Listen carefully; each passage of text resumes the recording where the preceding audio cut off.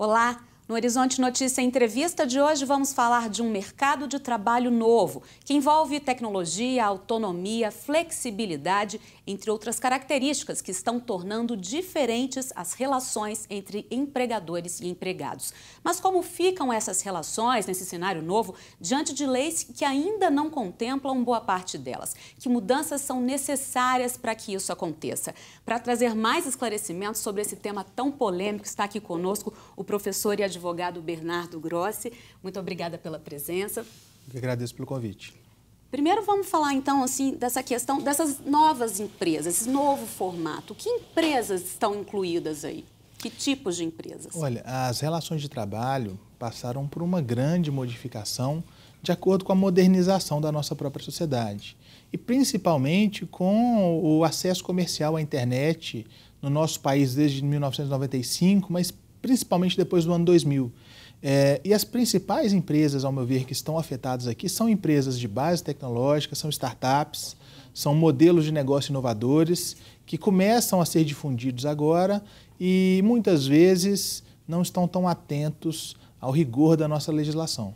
Pois é, e são empresas, né, que o senhor disse que mudou o formato dessas próprias empresas que já existiam, as novas empresas, que acabam exigindo profissionais multifacetados, mais flexíveis, mais autônomos. Como é que são vistos esses funcionários, digamos, legalmente? Como é que eles são tratados ou deveriam ser? Hoje, é claro, existe muito mais desse profissional, né? Existe uma atualização muito maior, um conhecimento técnico muito maior e preocupações, às vezes, que ele não tinha antigamente. A legislação é a mesma para dentro da internet ou para fora dela, para empresas inovadoras ou para indústrias tradicionalíssimas. E há uma discussão muito curiosa que é da possibilidade de uma empresa terceirizar alguma atividade ou não. Qualquer empresa terá, via de regra, prestadores de serviços terceirizados e terá funcionários próprios, por exemplo. Há uma discussão do que ela pode e do que ela não pode terceirizar e, logicamente, se ela não poderia fazê-lo, se estão presentes os requisitos da relação de emprego, ela teria que reconhecer a esse trabalhador, entre aspas, autônomo, alguns direitos. Agora, essa questão que seria para resolver a informalidade que a gente vê crescendo aí, principalmente com esse mercado em crise, né? Tantos informais, trabalhadores informais aparecendo por aí.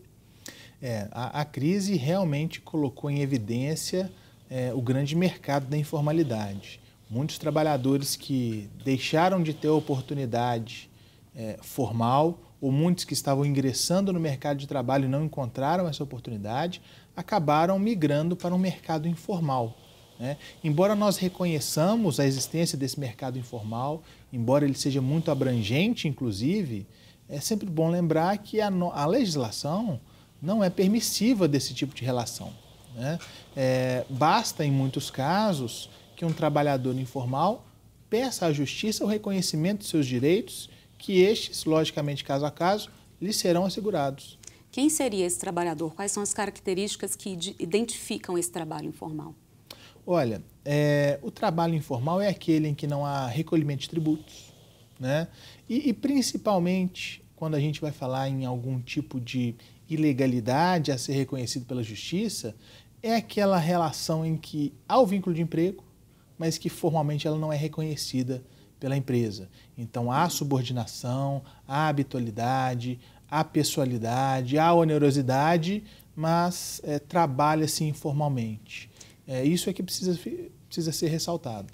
Pois é, a gente sabe que, né, aplicativos de transporte, né, como Uber, Cabify, enfim, que estão se popularizando aqui no Brasil agora, teria esse vínculo empregatício informal? Essa é uma discussão muito curiosa, né? E é uma confusão muito importante ser resolvida, porque não é simplesmente a existência de um aplicativo de transporte, não é simplesmente um transporte privado de passageiro que vai ser caracterizado como trabalho informal ou com qualquer irregularidade. Na verdade, essa é uma atividade que os tribunais brasileiros já reconheceram como lícita e não se confunde com o transporte público de passageiro, como, por exemplo, o táxi. A questão está em analisar como essas empresas, e assim como elas, qualquer outra empresa semelhante, materializaram a relação de prestação de serviço. Então, se ao contratar esse parceiro autônomo, eles estão subjugando esses parceiros aos requisitos da relação de emprego. Na verdade, é um trabalho de planejamento que precisa ser feito, um planejamento muito detalhado e de acordo com o olhar conservador sobre a nossa legislação. A gente sabe que estão crescendo aí o número de processos na justiça, né, de trabalhadores desse tipo de aplicativo contra as empresas. O que eles estão pedindo? Enfim, como é que fica essa discussão? Nesses casos, o que se pede é o reconhecimento do vínculo de emprego, né? Isso daria direito a esses trabalhadores ao recebimento de horas extras, intervalo entre a jornada, descanso semanal remunerado, e ao reembolso, férias, 13º, ao reembolso de despesas com veículo. E, enfim, os pedidos, na verdade, são do reconhecimento daqueles direitos que são assegurados e são básicos de qualquer outro trabalhador. Isso, né? Seria contemplado com essa mudança na lei? Há um projeto de lei de flexibilização da terceirização trabalhista, né? Há, inclusive, um julgamento no Supremo Tribunal Federal aguardando pauta de julgamento que tem repercussão geral, ou seja, ele valerá para todo o país com efeito vinculante, em que se pretende estabelecer, ou pelo menos a tese recursal a ser julgada, é que a terceirização de atividade fim deve ser permitida. O que significa, isso é uma discussão paralela, que empresas de telecomunicação, por exemplo, poderiam terceirizar o seu call center de relacionamento com o consumidor. Empresas de engenharia de construção, por exemplo, poderiam terceirizar uma equipe de pedreiros. Uma rede de televisão poderia terceirizar os seus câmeras e assim sucessivamente, sem que fosse obrigatório o reconhecimento do vínculo de emprego. Então, parece-me que o julgamento no Supremo e o projeto de lei que deve ser votado no ano que vem ou no outro, né, apenas uma expectativa nesse sentido, possa influenciar decisivamente no planejamento da operação dessas empresas. Há outras empresas, há outras relações de trabalho, assim como essa que a gente está discutindo, a questão do Uber, desses aplicativos de transporte? Existem outros exemplos? Existem, né? O nosso desenvolvimento social, ele acabou criando várias outras situações e a lei veio em um momento posterior e acabou tutelando, como, por exemplo, o home office ou o teletrabalho, né? O trabalho à distância de um modo geral, são situações já contempladas pela nossa legislação. Agora, o senhor estava citando a questão também do Airbnb, né, que é um site em que você consegue locar casas, quartos. Como é que funcionaria essa relação aí? Esse é um outro exemplo muito curioso e ele é importante para exemplo de comparação, porque não é só um aplicativo, não é só uma empresa de base tecnológica. Na verdade, o Airbnb, ele permite que você anuncie o seu imóvel, faça uma locação e ele recebe lá um percentual, muito associado ao que se convencionou chamar de economia colaborativa. Em paralelo, modelos de negócio semelhantes, às vezes, interferem demais na autonomia do prestador de serviço. Como, por exemplo, o Airbnb, ele não fixa o preço do aluguel do imóvel. Essa é uma liberalidade do proprietário. Tudo bem que ele reserva um percentual para a sua remuneração, mas ele não fixa o preço, ele não interfere na periodicidade em que você vai fazer essa oferta e assim sucessivamente.